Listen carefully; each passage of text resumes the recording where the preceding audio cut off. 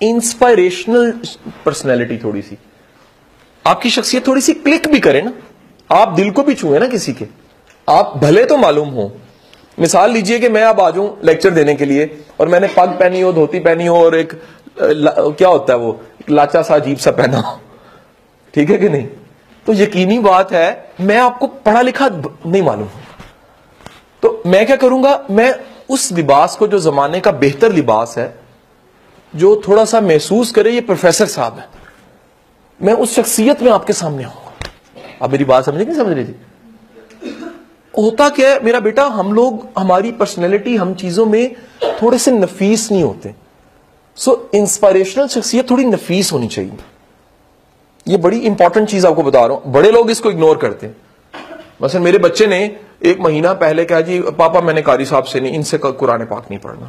میں نے کہا بیٹے بھلے اچھے تو ہیں, کہتے پاپا ان کے منہ سے بڑی اسمیل آتی ہے. اب یہ سچ ہے, وہ غلط نہیں کہہ رہا. 7-8 سال کا بچہ ہے, وہ کتنا برداشت کرے گا. اور وہ سچا کہتا ہے, میں نے ان کو کہا بھی ہے تو انہوں نے مجھے 2 لگائی ہیں, آرام سے پڑھو. تو میں نے پھر انہیں ریکویسٹ کی علیحدہ کر کے, میں کہا میرے بھائی بھی ہیں, عمر میں چھوٹا ہے میرے سے, اور میں نے کہا بڑی محبت کے ساتھ آپ کو میں ایک ریکویسٹ کرنا چاہتا ہوں, آپ برا نہ منائیے. وہ کہتے جی آپ مجھے بتائیے. میں کہا بیٹا آپ برش کیا کرو, اور دوسرا اپنے اسٹامک کا خیال رکھو. یہ مسئلہ 2 طرح سے ہوتا ہے, یا بندہ برش نہ کرتا ہو, یا مسواک جو بھی آپ کی ہے, مقصد دانت صاف کرنا, اور دوسرا آپ کے اسٹامک کا مسئلہ ہے. اسٹامک کا مسئلہ, آپ کھاتے اتنا زیادہ ہوگے کہ وہ اتنا زیادہ کھانا ڈائجسٹ نہیں ہوتا. جب ڈائجسٹ نہیں ہوتا ہوگا تو پھر یقینی بات ہے منہ سے اسمیل آتی ہے. جب اسمیل آتی ہے تو کام ہے آپ کا بولنے کا, سکھانے کا. جب سکھانے کا کام ہے تو آپ کا پاس بیٹھا ہوا محسوس بڑا برا کرتا ہے. پھر جملہ سنیے گا بڑے دھیان سے, اگر آپ کا سیکھنے والا محسوس اچھا نہیں کرتا تو سیکھ نہیں سکتا. یہ ہے انسپائریشنل شخصیت کا معنی.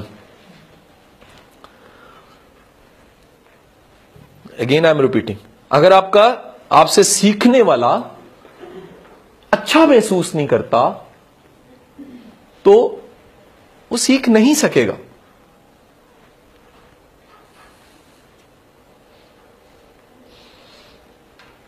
اور میں آپ کو گزارش کروں, میں مطلب بینگ اے ٹیچر آپ کو بتا رہا ہوں کہ میں اپنی ذاتی زندگی میں نفیس انسان بڑا, لیکن جب میں تدریس کی طرف آتا ہوں, جب میں کلاس روم میں 10 ٹائم زیادہ ہو جاتا ہوں, 10 گنا زیادہ کانشیس ہو کے میں کلاس روم میں جاتا ہوں.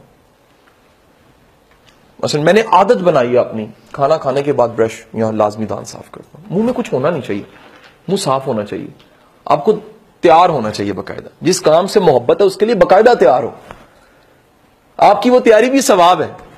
کیا میرے مالک میں تیری بارگاہ میں اپنے کام کو پیش کر لیں گے. بہن نے شروع میں دعا کی ہے یہی کہ جو ہم کام کرنے لگے ہیں مالک کی بارگاہ میں قبول ہو جائے ہمارا, یہ سارا جو ہم ٹریننگ کر رہے ہیں, جو کاوش کر رہے ہیں, یہ قبول ہو جائے.